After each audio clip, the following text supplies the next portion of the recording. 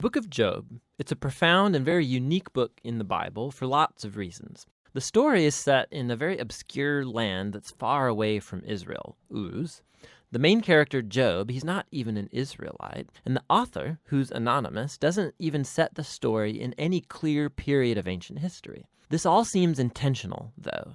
It's like the author doesn't want us to be distracted by historical questions, but rather to focus simply on the story of Job and on the questions raised by his experience of suffering. The book of Job has a very clear literary design. It opens and closes with a short narrative prologue and then an epilogue.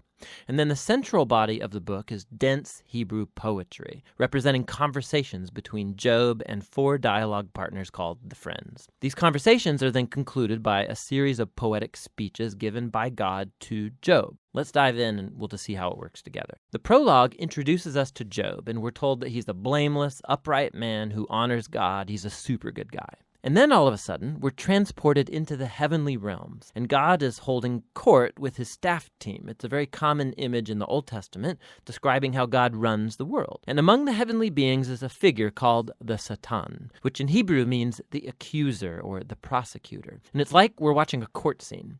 God presents Job as a truly righteous man, and then the accuser challenges God's policy of rewarding righteous people like Job. He says, the only reason Job obeys you is because you bless him with prosperity. Let Job suffer, then we'll see how righteous he actually is. And then God agrees to let the accuser inflict suffering on Job. Now, it's at this point in the story that most of us go, what?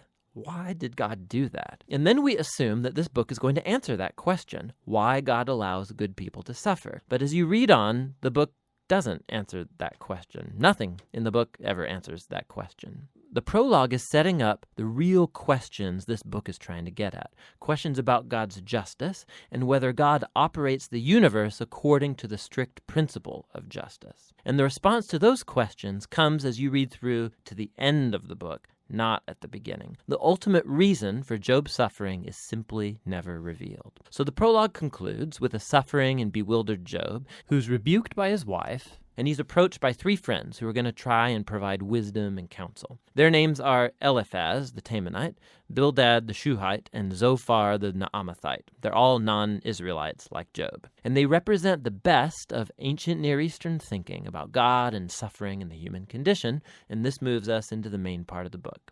First, Job speaks. And this is how this section of the book works. First, Job is going to speak, and then they'll follow a response from a friend. Then Job will respond to that friend. Then another friend will respond to Job's response, and so on back and forth for 3 cycles. And this whole debate is focused on 3 questions. Is God truly just in character? And does God run the universe on the strict principle of justice? And if so, then how is Job's suffering to be explained? As we're going to see, Job and the friends, they're working from a huge assumption about what God's justice ought to look like in the world. Namely, that every single thing that happens in the universe should operate according to the strict principle of justice. So if you're a wise, good person and you honor God, good things will happen to you. God will reward you. But if you're evil and stupid and do sinful things, bad things will happen to you. God will punish you. Now, Job's constant argument throughout his speeches is this. First of all, that he's innocent, and so the implication of that is that his suffering is not a divine punishment. Now, we know from the prologue, both of these things are true. Remember, God himself said, Job is righteous and blameless. And so Job concludes his argument by accusing God. God either doesn't run the world according to justice, or even worse, God himself is simply unjust. The friends, on the other hand, they beg to differ. Their argument is that God is just, the implication being that God always runs the world according to justice in this way, and so they conclude by accusing not God, but Job. Job must have done something really, really bad for God to punish him like this. They even start making up possible sins that Job must have committed. Job protests to all of this. In fact, he gets so fed up with the friends that he eventually just gives up on them. He takes up his case directly with God.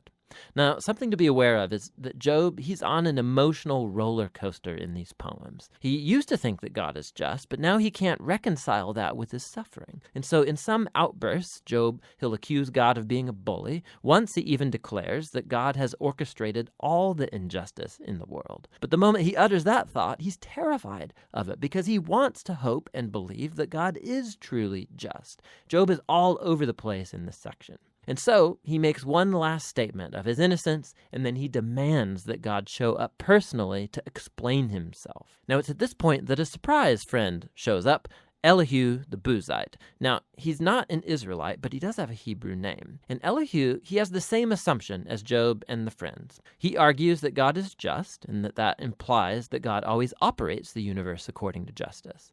But then Elihu draws a more sophisticated conclusion about why good people suffer. It may not be punishment for sin in the past.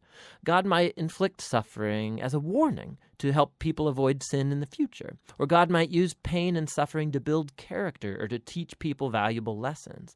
Elihu doesn't claim to know why Job is suffering, but one thing he is certain of: Job is wrong to accuse God of being unjust. Job doesn't even respond to Elihu, and the dialogues come to a close. It's like the wisdom of the ancients has been spent, and the mystery remains. And then, all of a sudden, God shows up in a whirlwind, and he responds to Job personally. He first responds to Job's accusation that he's unjust and incompetent at running the universe. So God takes Job on a virtual tour of the universe, and he starts asking him all these questions about the order and origins of the cosmos. Was Job ever around when God architected the earth or organized the constellations? Has Job ever commanded the sunrise or controlled the weather? God has his eyes on all of these cosmic details that Job has never even conceived of. Then God starts going into detail describing the grazing habits of mountain goats and how deer give birth, or the feeding patterns of lions and wild donkeys. What's the point of all this? Remember the assumption of Job and his friends about what it looks like for God to run the world according to justice. Underneath that assumption is a deeper one, that Job and his friends have a wide enough perspective on life to make such a claim about how God ought to run the world. And God's response with this virtual tour, it deconstructs all of these assumptions. It first of all shows that the universe is a vast, complex place, and that God has his eyes on all of it, every detail. Job, on the other hand, has only the small horizon of his life experience to draw from. His view of the world is very limited. And so what looks like divine injustice, from Job's point of view, needs to be seen in an infinitely larger context. Job is simply not in a position to make such a huge accusation about God. After the virtual tour, God asks Job if he would like to micromanage the world for a day, according to the strict principle of justice that Job and his friends assume, punishing every evil deed of every person at every moment with precise retribution. The fact is that carrying out justice in a world like ours, it's extremely complex. It's never black and white like Job and the friends seem to think. Which leads to God's last point. He starts describing these two fantastic creatures, Behemoth and Leviathan, which some people think are poetic depictions of a hippo and a crocodile. But more likely, they refer to well-known creatures from ancient Near Eastern mythology that are used elsewhere in the Bible as symbols of the disorder and danger that exist in God's good world. These creatures, they're not evil. God's actually quite proud of them, but they're not safe either. The point is that God's world is amazing and very good, but it's not perfect or always safe. God's world has order and beauty, but it's also wild and sometimes dangerous, just like these two fantastic creatures. And so we come back to the big question of Job's suffering. Why is there suffering in God's world? Whether it's from earthquakes or wild animals or from other humans, God doesn't explain why. What he says is that we live in an extremely complex, amazing world that at this stage, at least, is not designed to prevent suffering. And that's God's response. Job challenged God's justice. God responds that Job doesn't have sufficient knowledge about our universe to make such a claim. Job demanded a full explanation from God, and what God asked Job for is trust in his wisdom and character. And so, Job responds with humility and repentance. He apologizes for accusing God, and he acknowledges that he's overstepped his bounds. Then all of a sudden, the book concludes with a short epilogue.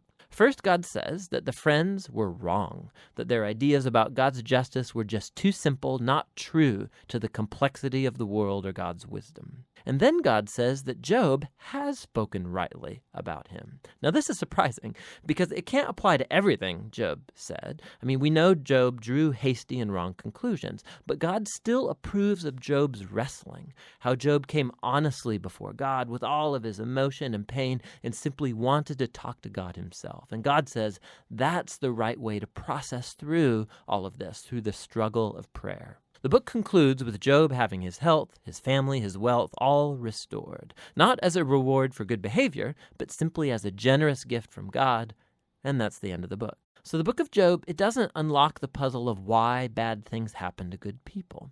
Rather, it does invite us to trust God's wisdom when we do encounter suffering, rather than try and figure out the reasons for it. When we search for reasons, we tend to either simplify God like the friends, or like Job, accuse God, but based on limited evidence. And so the book is inviting us to honestly bring our pain and our grief to God and to trust that God actually cares and that he knows what he's doing. And that's what the book of Job is all about.